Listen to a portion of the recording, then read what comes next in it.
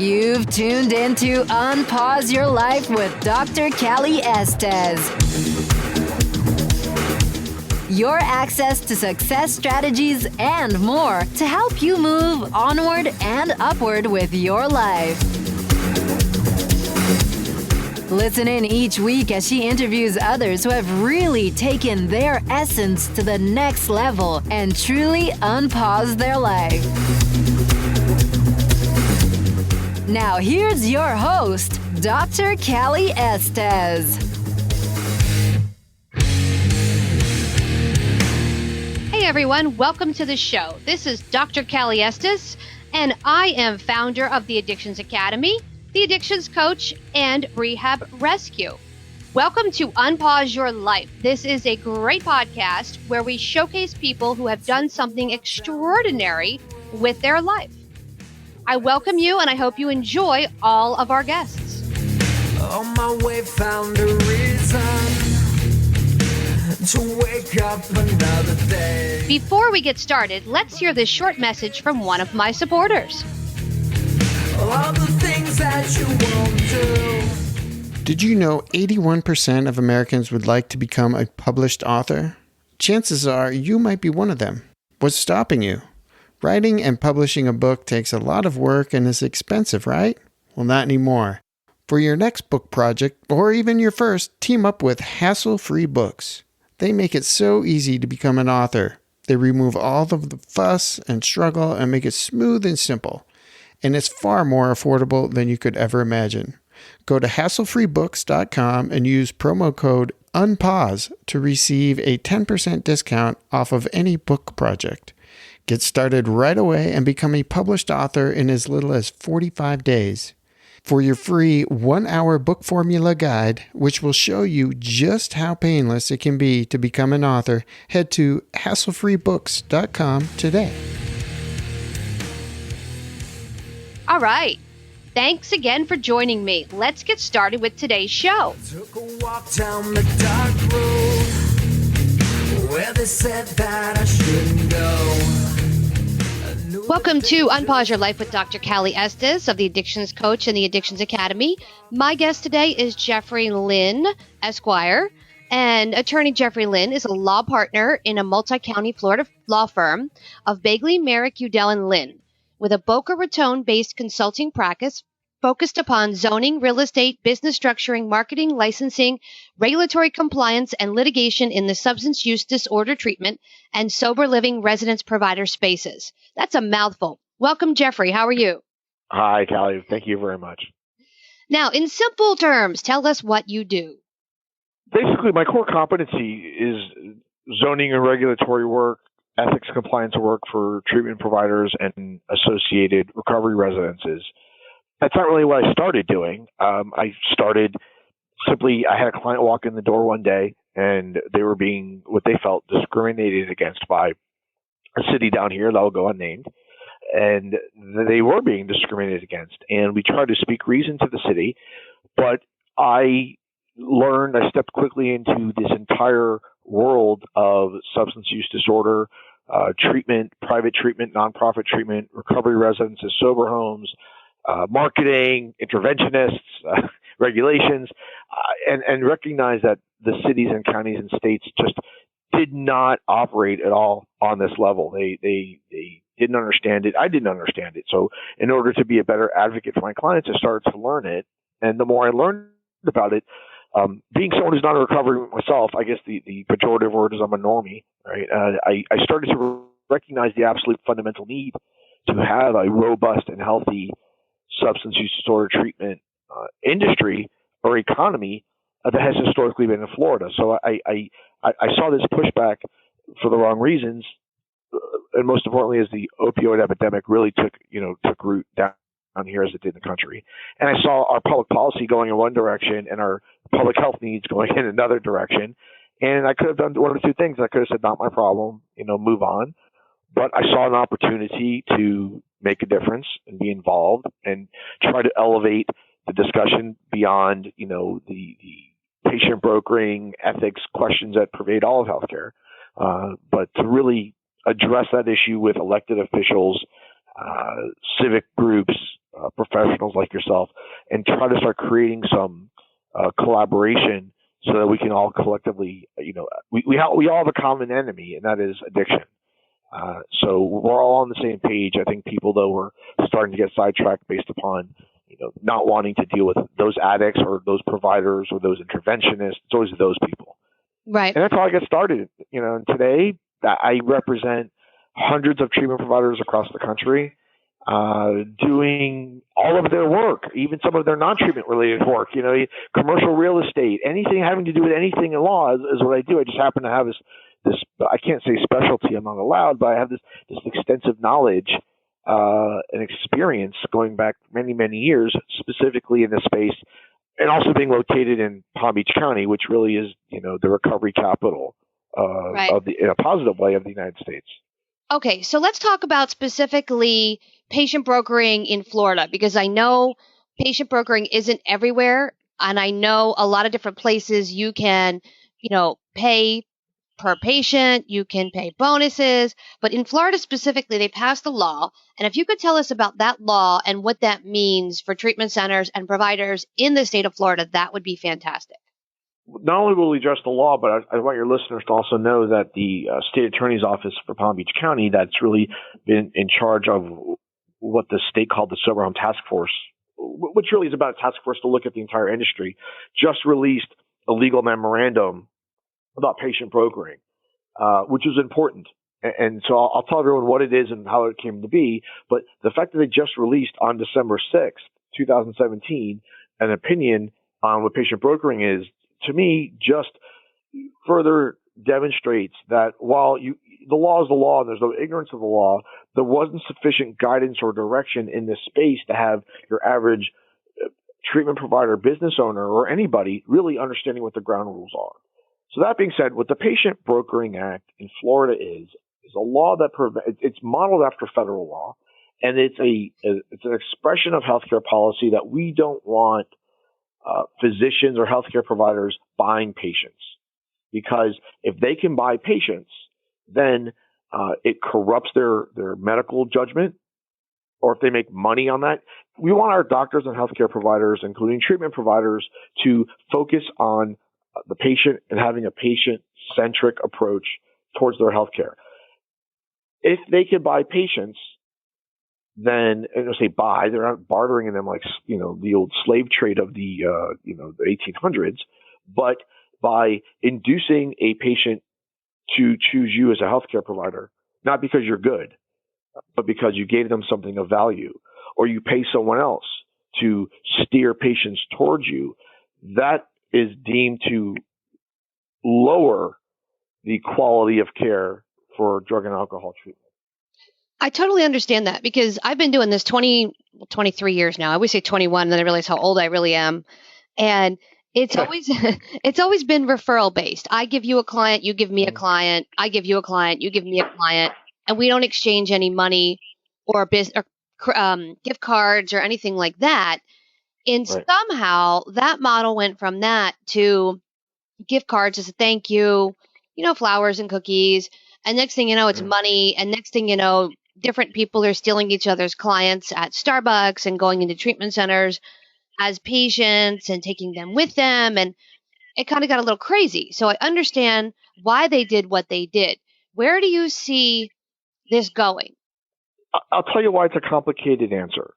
It's not an easy answer. That's because healthcare general healthcare, you go see a doctor, is not governed by the same set of business economic rules that regular businesses. If you want to open a restaurant, you go open a restaurant. So long you pass a Department of Health inspection, you serve food, and if your food's good, people come back. If your food's bad, people don't come anymore. You can put up billboards, you can give them coupons, you can do buy one, get one free. You need to market and brand your business to get people in there. And a restaurant, by way of example, is very much word of mouth or even, online reviews.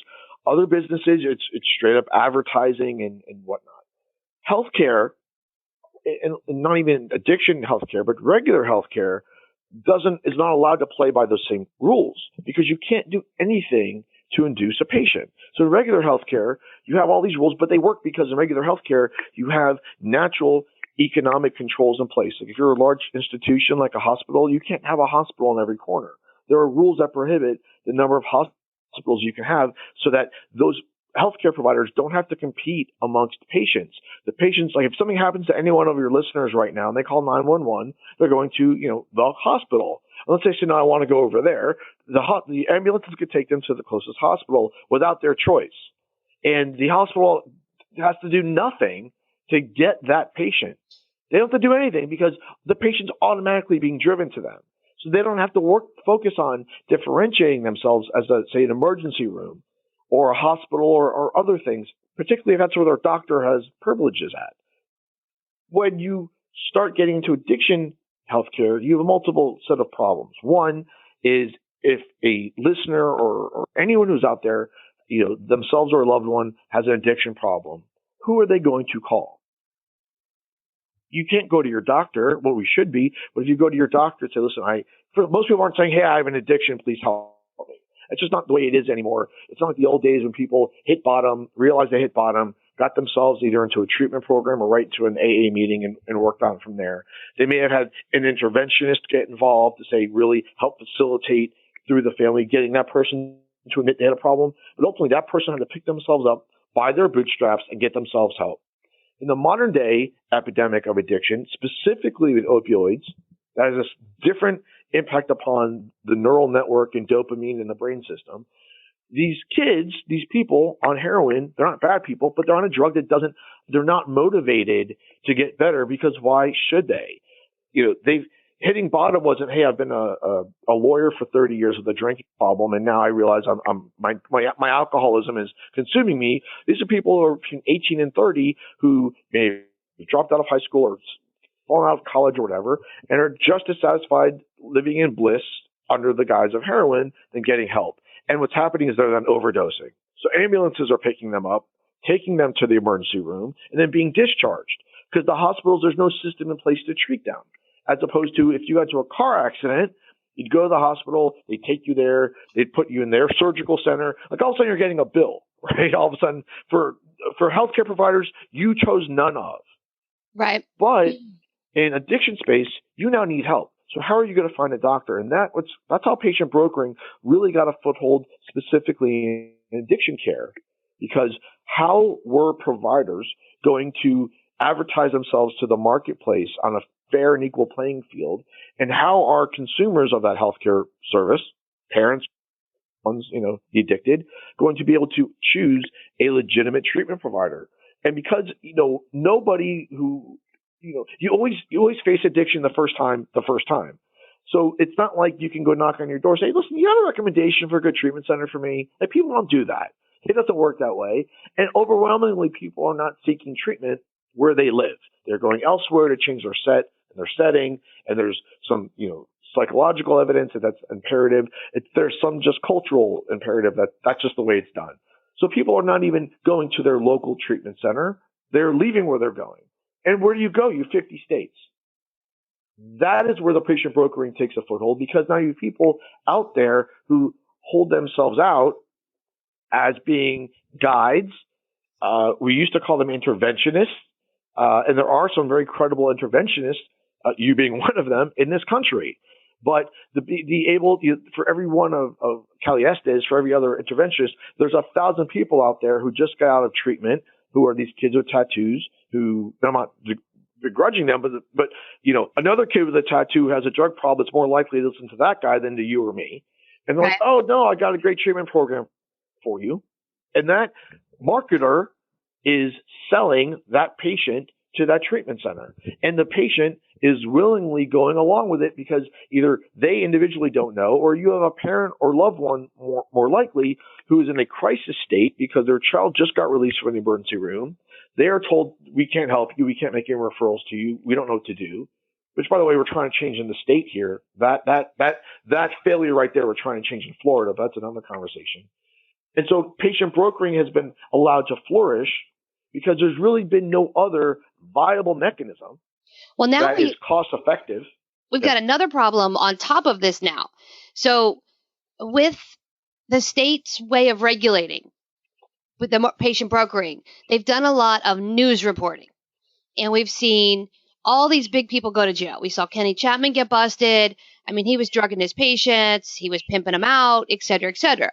Well, for every one Kenny Chapman, there's 10 really good treatment centers that aren't on the news. So what we're seeing on my side is people are saying, wow, treatment in Florida is bad, period. And we start to have these advocates or these momvocates, as they call themselves, the mother of the child who went to Florida. And I call them terrorists, but that's okay. Okay. So you've got these ladies with no training who don't understand addiction, who don't understand the industry, all of a sudden talking about treatment centers like they have inside information. And they're rallying up each other with crazy stuff.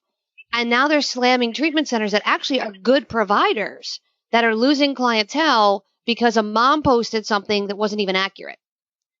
And I've been on the receiving end of that. I went toe to toe with the vigilante moms they didn't like the fact that the way I marketed. And I said, because I do a lot of social media marketing, we do a lot of posts. They didn't like it. And I said, you know what? Your opinion of me is none of my business. And they didn't like that either. So it's like we've got this issue with patient brokering. We've got marketers that can't market now legally. And now we have this whole other issue of the slander and the bullying, flat out bullying online. So what do you see law-wise getting prepared for that kind of a thing? Because that's damaging the credibility of really good treatment centers and good providers. Yeah, you have, wow. And the reason I'm saying wow is because this has become the new, what I call cannibalization of the industry within itself. People that all think, they're well-intentioned, but they're all very dogmatic. I have a great saying in my office: "My karma will run over your dogma," and it's that these born again, self-righteous people who, by the way, in their heart of hearts, feel that they are doing the right thing and are doing God's work. But so are the people who strap bombs to their chest in Jerusalem and blow themselves up, for jihad. They're not killing anyone, but their ends do not justify their means, notwithstanding how well-intentioned they are. And what is happening, and the reason I'm not laughing, but I'm smiling right now at the irony or the timing is I receive calls all the time. I got one just last night. I have a voicemail right here from a mother who called me and said, "I got your name, Mr. Lynne. I need your help. My son has been in and out of treatment centers, and he seems to be listening to this self-proclaimed advocate, and I'm not really sure what to do because she's now telling my son that I, the mother, am the problem." I'm just like, holy cow, it's just that kind of thing is happening more and more. And then the reason we say moms groups, there's fathers involved too, but it just statistically tends to be more females, mothers that are doing this than fathers and males. Yeah. To combat this, the lack of education, like right there, if you're an advocate, you don't ever give advice like that. Even from a professional standpoint, I won't say your mother's the problem. I will say, let's get you help, and then let's see what's going on with mom. You never say that to someone. So you've got that major issue happening. So we created a family coaching training program to actually get these advocates some training because they're not understanding addiction and they're not understanding what to say.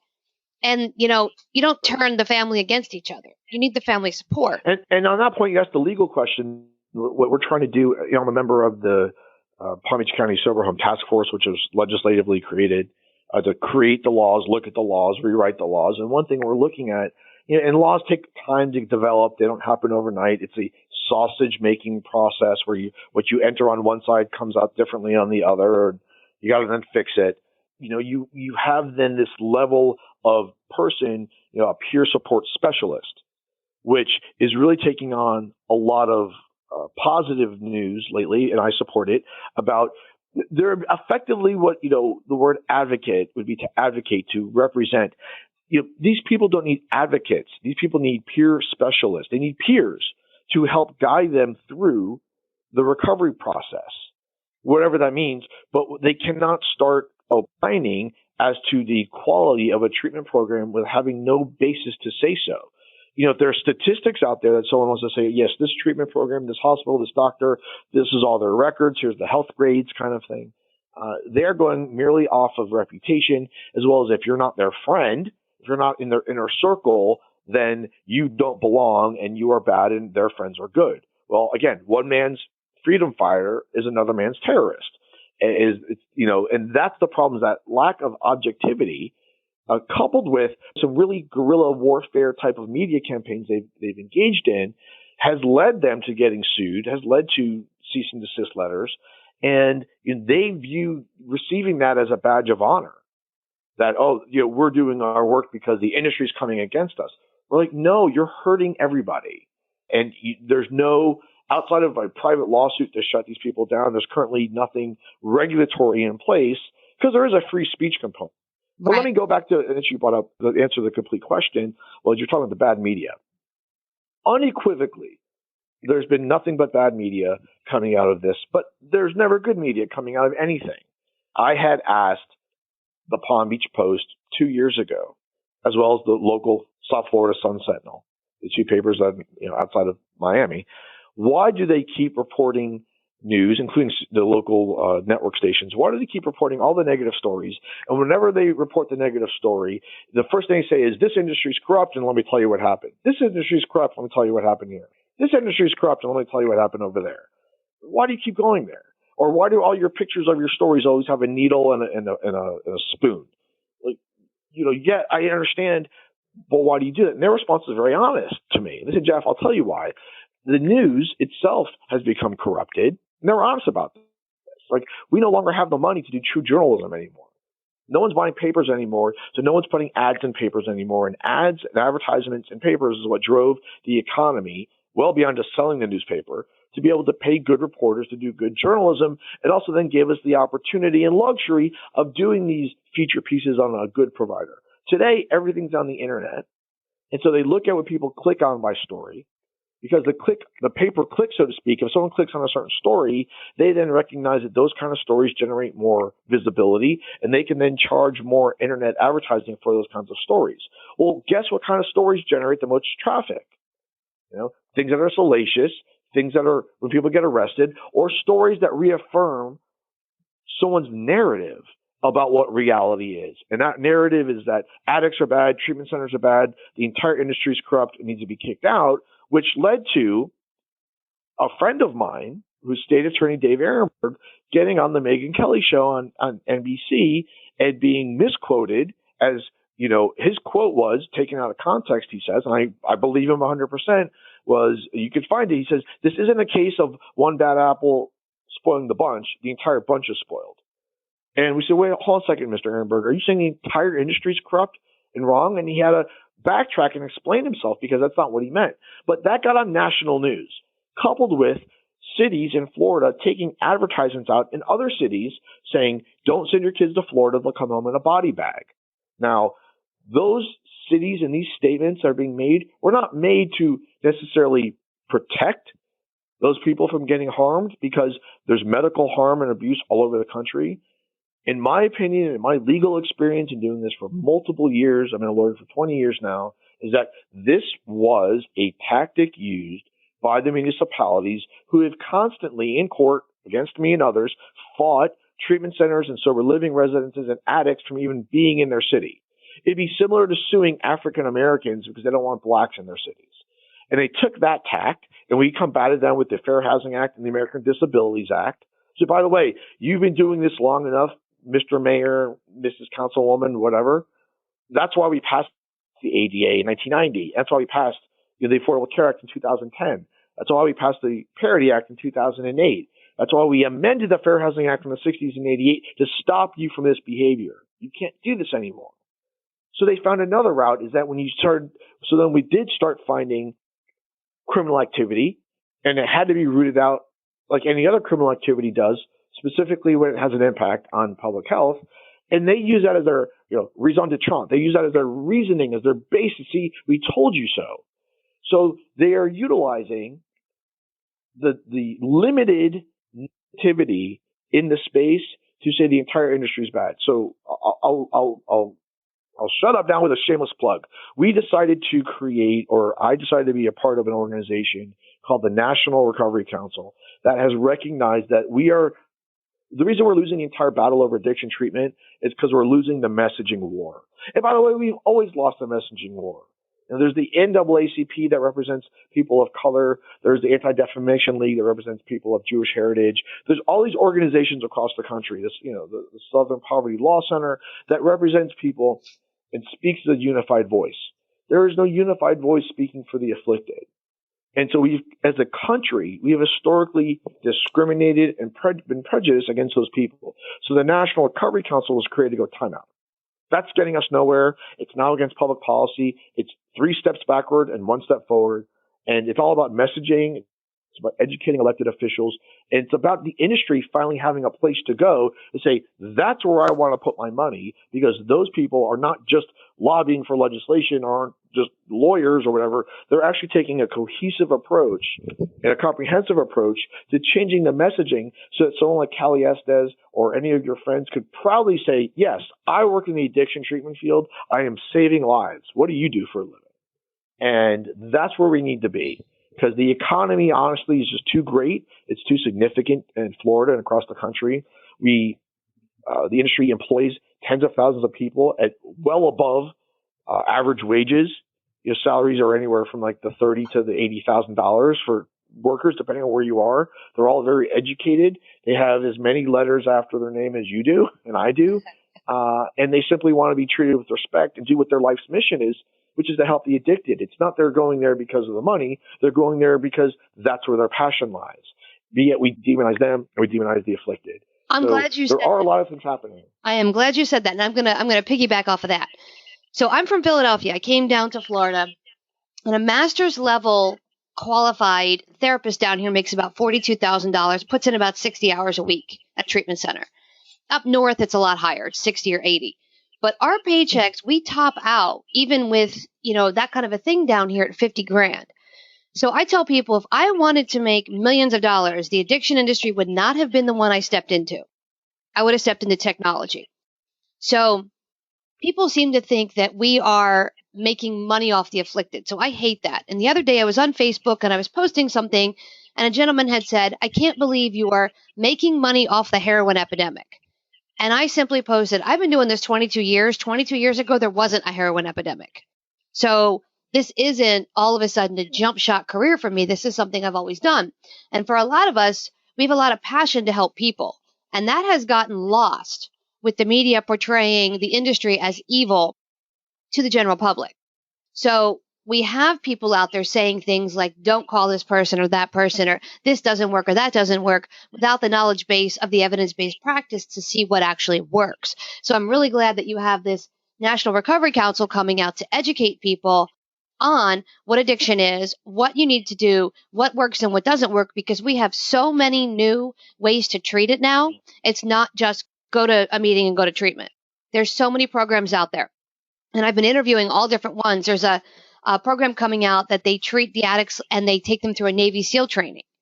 And they break them down and build them up now. There's high sobriety out there, which says you could smoke weed, but you can't do other drugs. There's Evo, which is treating it like a mental health issue and not an addiction. So there's all these things now and all these different treatment centers, including coaching, that are out there that the public needs to know about, that the afflicted and the addicted need to know about. And they need to say, well, this didn't work. Let me try that. So it's awesome you guys have that. I'd like to get more information on that when we're off the call. But let's do this. And for anyone who's listening, it's the current website is National Recovery Council, is COUNCIL. .com. There are some names you may recognize on there. There are other people behind the scenes that are highly well regarded. We get calls from Congress people all the time asking us for information. We've been asked if we were interested to testify before Congress on these issues, because this is just an issue that we can no longer keep demonizing. It's beyond that. But yet there are still plenty of people, elected officials included, who will tell you, well, they chose to stick that needle in the arm. I'm like, that's like saying I chose to get cancer. And to your point, I don't know. I'm sure they exist. I don't know of a single oncologist that works for free. Yeah. If you want to have the best and brightest working on your behalf, then you have to pay them. And that you bring up that point. I never understood that. Why is it of all medical fields, all healthcare fields, of all things, and even churches and temples, you got to pay dues there, but they don't offer God for free, right? Right. So why is this different? And someone brought something to my attention I found very interesting. And I think it has to do with the metamorphosis that the entire, I don't want to say industry, it sounds like a factory, the entire space, the entire paradigm is morphing from. And that morph is going from healthcare not wanting to touch this because it wasn't medical. It was, you're an addict, you have a social problem, get yourself together, pick yourself up by your bootstraps, which by the way is very American, self-responsibility and reliability. We're not taking care of you. We're not a welfare state. If you can do it, do it. It's only for those who really, really can't do it are we going to help ourselves. So you have that underlying public policy that pervades economics and everything is, hey, you were an addict, sorry for you, bad for you, whatever, go find God on your own. So then starting to progress later on, starting in part with, Hazleton in Minnesota, a little bit about starting to medicalize this and recognizing that there's a group therapy dynamic to this, that there's child of origin issues, that there might be psychiatric issues involved. And again, brain sciences and psychiatrists are even still considered the stepchild of medicine. I have many friends I've met through this space who are psychiatrists who will tell you that, yes, they were not deemed peers of their medical classmates because they wanted to get involved with psychiatry. They were mocked. But because we haven't been able to study the brain the way we've been able to study other parts of the body. We've been able to cut open the human body, see an enlarged heart or a clogged artery or something and fix it. You can't cut open the brain and go, oh, I see the problem. It's taken technology. And so we're now morphing, rightfully so, and finally into a space where we can look at addiction through functional MRIs as a true brain science. And we can start using medications to offset maybe chemical imbalances. However, that's where we are today. Where we started with was get yourself into an AA or NA meeting, and if you need to, go live in a sober living residence. So you have practically generations of people that have gone through that, and because it worked for them, they believe it works for everybody else, and there's no money to be made. And so what someone brought to my attention I wasn't aware of is that one of the 12 steps, or actually one of the 12 traditions, I believe, is, and I'm going to paraphrase, is you are not to make any money off of spreading the word of God, of AA.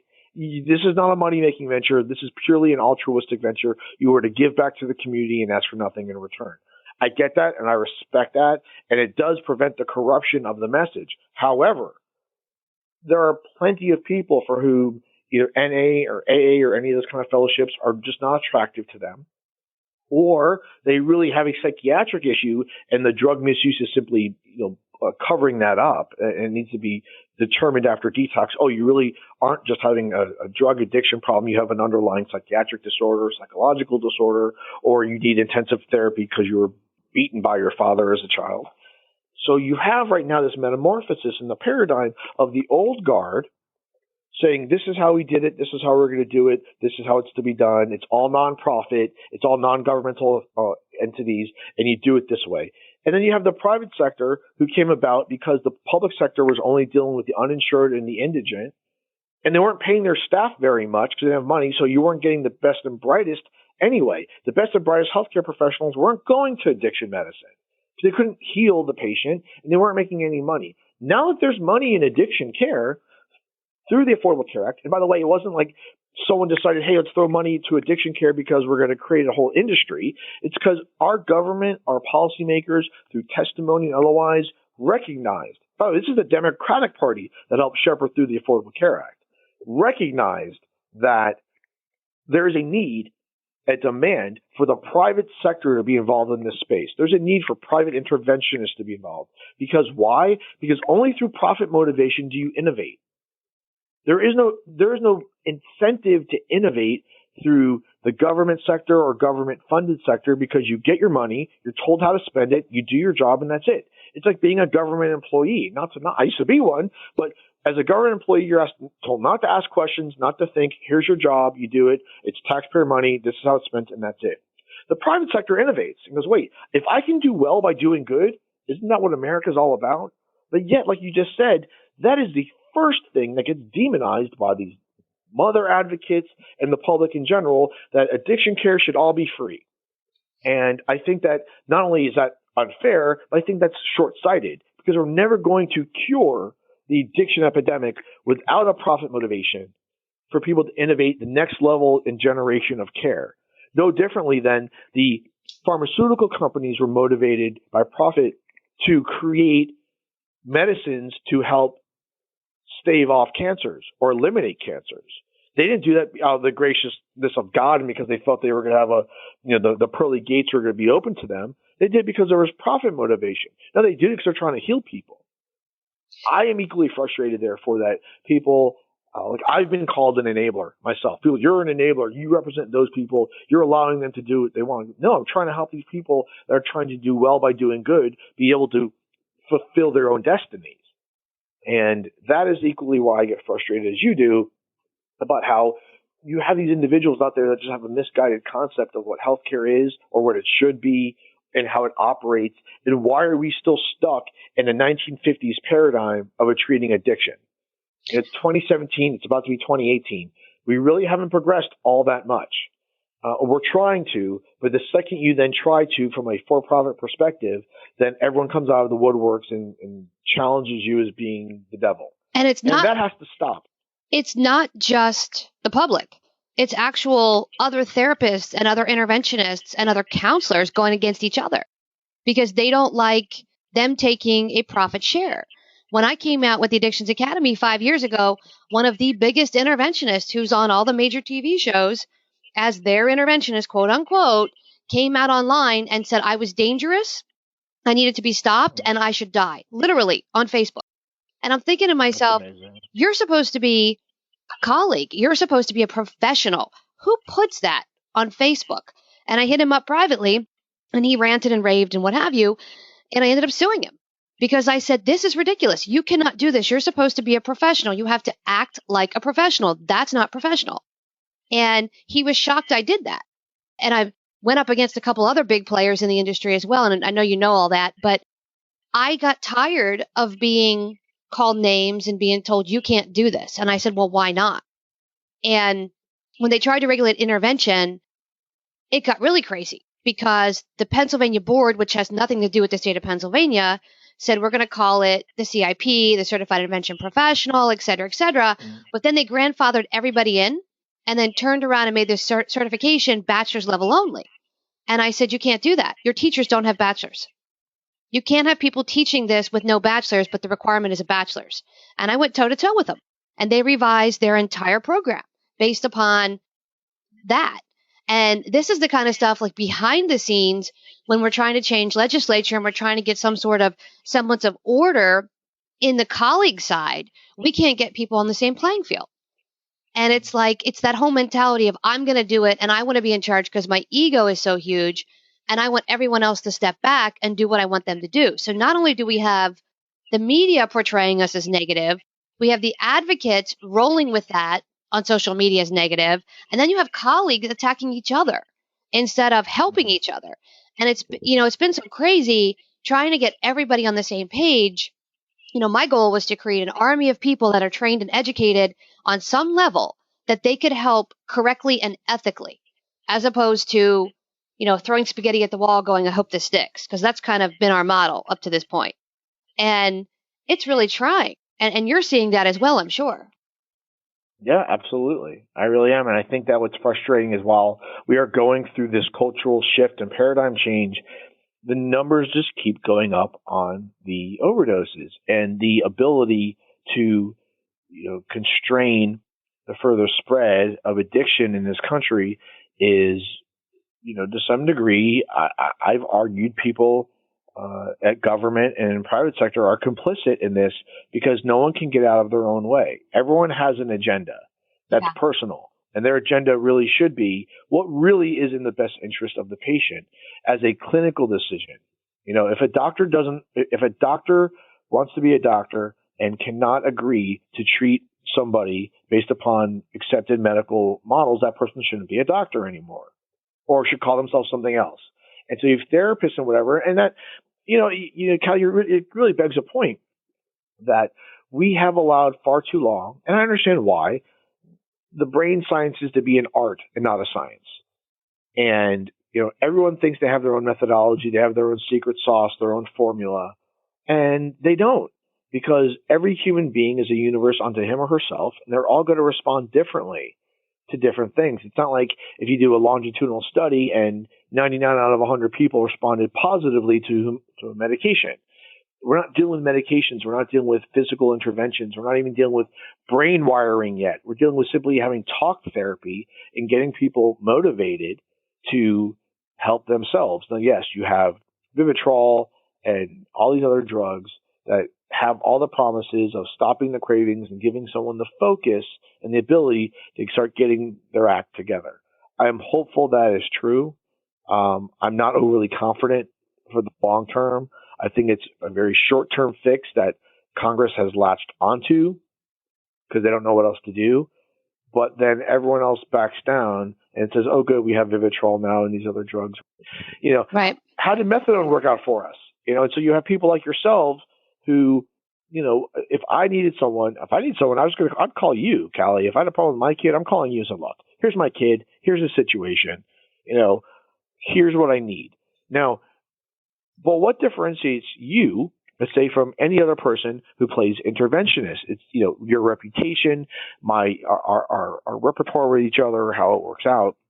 But you have plenty of people. This goes right back to your initial question of patient brokering, who are great salespeople. We have a joke that people with addictions can sell ice to an Eskimo. Yeah. They're great salespeople, and they can say, hey, I've been through recovery. I've been through it. This is the best program ever. You should follow me. I got your kids back. And that person's getting paid. That's not altruistic. They're getting paid to make that referral. And I'm going to stop you right there. When I teach intervention, I tell every person you are not allowed to be tethered to a treatment center. You must give 3 choices to that family, and you better not be paid by any of them. Because as soon as you do that, you are double dipping. And that is completely unethical. So when I train people, I tell them, if you're a marketer for a treatment center, you better be a W-2, number 1. And then that is your referral source. You're not charging the family.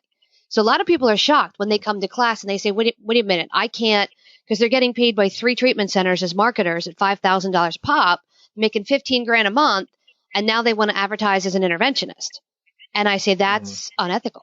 We got to talk about that. Yeah. And they're shocked. Yeah. Like, what do you mean? Well, that's what I'm trying to portray and get, this side of the industry, which is what we're both seeing. But we are out of time. So how can my listeners find you? How can they hire you? How can they talk to you? Where are you at? Well, my website is, I have 2 websites. There's soberlawnews.com. That's my blog where I post on everything and anything that has to do with the industry and people. It's searchable. People can look at that. You also have my law firm, which is, it's my law firm. Technically, it's Beighley, Myrick, Udell and Lynne. It's bmulaw.com. And the phone number, I should give my email. It's jdlynn@bmulaw.com. But, I really recommend that anyone who has any information or questions to go first to the blog, get to know who I am, what I do, information for themselves. And that's what that Sober Law News website's done.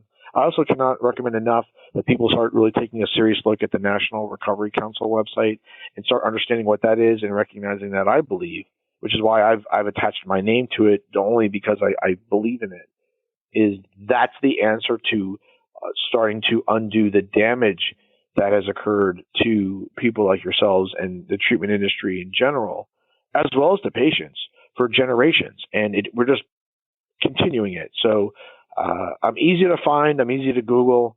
I'm easy to help also. People call me all the time just for questions. I'm happy to help them. Awesome. Well, thank you for coming on the show, and we'll post all of your links up with the show so everyone can find you. And again, you're listening to Unpause Your Life with Dr. Cali Estes and Jeffrey Lynne. Hey, everyone. Thanks again for listening. I really hope you enjoyed the show today. Head on over to iTunes and Apple Podcasts and leave a comment or review of what you think. Or contact us at 1-800-706-0318. If you want to be on our show, feel free to email or call. And if you have a topic, feel free to email or call as well. Thanks for listening to Unpause Your Life. For show notes and more, head on over to unpauseyourlife.com.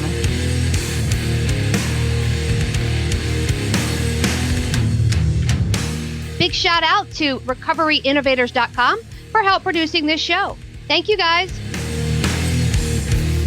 I took a walk down the long road where they said that I shouldn't go. On my way found a reason to wake up another day. But they needed to show you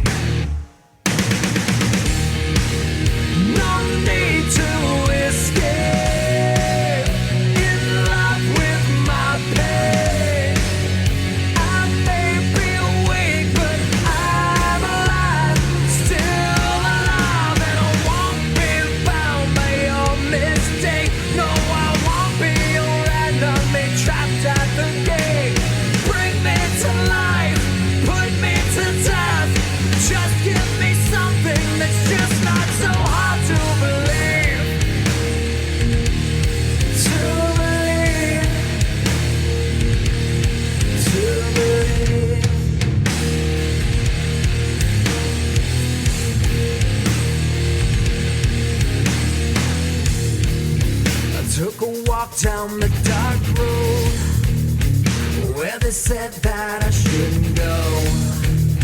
I knew the dangers of flying. Now I'm so far from solid ground. But they needed to show you all the things that you won't do. Find faith or religion, but nothing to show for it.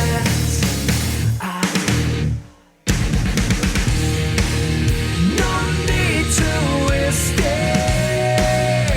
in love with my pain. I may be weak, but I'm alive, still alive, and I won't be bound by your mistake. No, I won't be your enemy, trapped at the gate. Bring me to life, put me to death. Just give me something that's just not so hard to believe. To believe. To believe.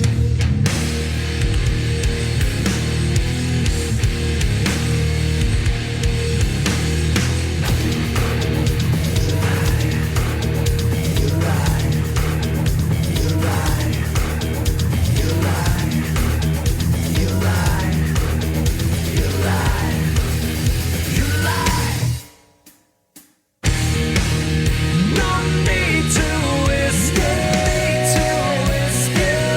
with my pain. I may be weak, but I'm alive, still alive. I won't be bound by your mistake. No, I won't be your enemy, trapped at the gates. Bring me to life, put me to death. Just give me something that's just